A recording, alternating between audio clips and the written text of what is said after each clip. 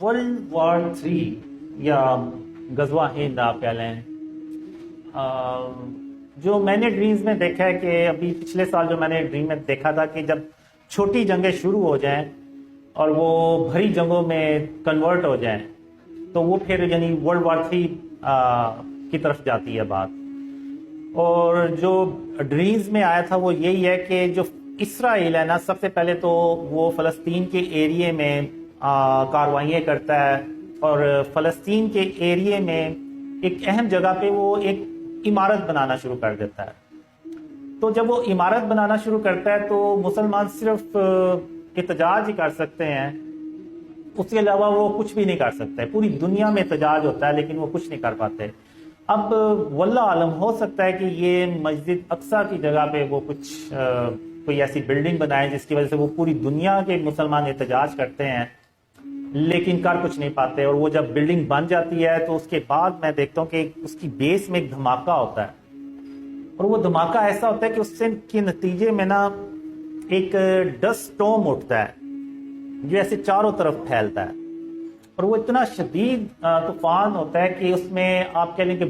عرب countries کی جو بڑی بڑی عمارتیں ہیں نا وہ تباہ ہوتی ہیں۔ اس میں بہت سارے ملک اس میں اس کی زرد میں آتے ہیں۔ ایجپٹ آتا ہے، سوڈان، سعودی عرب، سیریا، عراق، ادھر سے آپ دبئی، قطر، یعنی یہ سارے جو عرب کنٹریز ہیں نا وہ اس کی زرد میں آتے ہیں۔ اور ایک ڈریم میں نے دیکھا کہ وہ کاروائیاں کرتے ہیں، پھر اسرائیل کاروائی کرتا ہے، پھر رشیا بھی جو ہے نا وہ پروکسی وارز کے تھرو وہاں پہ گروپ بندی کرتا ہے، اور وہاں پہ وہ خانہ جنگی ٹائپ ماحول شروع ہو جاتا ہے۔ پھر کرتے کرتے امریکہ جو ہے نا وہ اوپنلی اس جنگ میں شامل ہو جاتا ہے، اور وہ پھر ورلڈ وار 3 بن جاتی ہے۔ اب اگر تو یہ چیزیں شروع ہو گئیں، یہ جو اسرائیل اور فلسطین کا ریسنٹلی جو کچھ بھی چل رہا ہے، تو آپ بھول جائیں، یعنی پھر مسلمانوں کے اوپر برا وقت ہی ہے۔ میں نے دیکھا ہے، میں بات کرنا تو نہیں چاہ رہا لیکن جو میں نے ڈریمز میں دیکھا وہ یہی ہے کہ مسلمان بہت زیادہ پستے ہیں، بہت زیادہ ان کو شکست بھی ہوتی ہے، اور بہت بڑی تعداد میں مسلمان مارے بھی جاتے ہیں۔ اور یہ عمل تب تک جاری رہتا ہے جب تک کہ غزوہ ہند نہ ہو جائے۔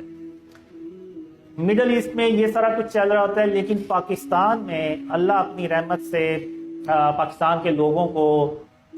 ڈریمز کا بتا بھی دیتا ہے، اور ان کو پاکستانیوں کو سمجھ بھی آ جاتی ہے، اور وہ ہم اس ملک کو شرک اور اس کی اقسام سے پاک کرتے ہیں۔ جب ہم اس ملک کو شرک اور اس کی اقسام سے پاک کرتے ہیں تو اللہ کی جو رحمتیں اور برکتیں ہیں نا وہ اس ملک میں نازل ہونا شروع ہو جاتی ہیں، اور ملک تیزی سے ترقی کرتا ہے۔ اور اس میں نے دیکھا ہے کہ اللہ پاکستان کو 3000 کالے رنگ کے ناقابل شکست جہاز بھی دیتا ہے، اور وہ جہاز وہ ہوتے ہیں جو جس کو دیکھ کے انڈیا کی اکیلے ہمت ہی نہیں پڑتی پاکستان پہ اٹیک کرنے کی،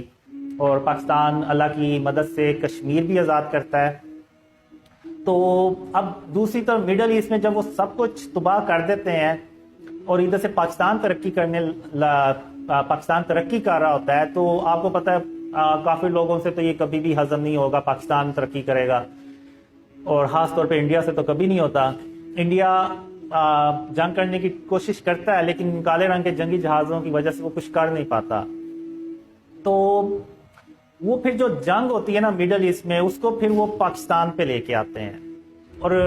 یعنی چونکہ پاکستان ترقی بھی کر رہا ہوتا ہے تو وہ کافی لوگ کہتے ہیں کہ ہم پاکستان کو اگر ہم نے ادھر ہی روک لیا تو روک لیا، نہیں تو یہ کل کو ہمارے اوپر حکومت کرے گا۔ تو وہ اس نظریے سے بھی نا سارے ہندوستان میں جمع ہوتے ہیں، اور پاکستان اکیلا ایک طرف ہوتا ہے۔ اس میں یہ ہوتا ہے کہ وہ اللہ اپنی رحمت سے ڈریمز پھیلاتا بھی چلا جاتا ہے، اور بہت سارے مسلمان یعنی اسلام کا جو آخری قلعہ ہے پاکستان، اور جہاں پہ غزوہ ہند لڑی جانی ہے، اور جہاں سے خاتم النبیین محمد صلی اللہ علیہ وسلم کا جو سچا اسلام ہے وہ پھیلنا ہے، تو اس کے دیکھتے ہوئے بھی نا پوری دنیا سے مسلمان پاکستان میں ہجرت کرتے ہیں، مائگریٹ کرتے ہیں، اور پاکستان کی جو آبادی ہے نا وہ کافی پھیل بھی جاتی ہے، کافی زیادہ بھی ہو جاتی ہے۔ تو وہ سارے دشمن جب اکٹھے ہو جاتے ہیں تو یہ اگر میں کہوں کہ وہ ایک طرف 100 ملک اکٹھے ہو گئے اور ایک طرف پاکستان اکیلا ہے، تو یہ غلط نہیں ہوگا۔ پاکستان کو میں نے دیکھا ہے تقریباً چاروں طرف سے نا اٹیکس آتے ہیں، اور وہ بہت خطرناک قسم کی جنگ ہوتی ہے، اور اس جنگ میں مسلمانوں کا جیتنا بہت ضروری ہوتا ہے۔ جو میں نے ڈریمز میں دیکھا ہے کہ جیسے مسلمانوں کے لیے غزوہ بدر بہت اہم تھی، اس جنگ کو جیتنا بہت اہم تھا، اسی طرح غزوہ ہند کو جیتنا بھی بہت اہم ہے۔ تو اللہ کی مدد سے وہ پاکستان جنگ جیت جاتا ہے، اور پھر پاکستان مڈل ایسٹ میں جاتا ہے، اور وہاں پہ رشیا اور امریکہ جیسی سپر پاورز کو شکست دینے کے بعد پوری دنیا میں اکیلا اللہ کی مدد سے سپر پاور بن جاتا ہے۔ اور پھر پاکستان جو ہے وہ خاتم النبیین محمد صلی اللہ علیہ وسلم کا جب سچا اسلام پوری دنیا میں پھیلاتے ہیں تو وہ پوری دنیا امن سے بھر جاتی ہے، اور وہ امن جو ہے وہ تقریباً 7-8 سال چلتا ہے، اور پھر اس کے بعد قیامت کی بڑی نشانیاں، یعنی دجال آتا ہے، پھر اس کے بعد یاجوج ماجوج نکلتے ہیں، اور پھر عیسیٰ علیہ السلام وہ بھی تشریف لاتے ہیں۔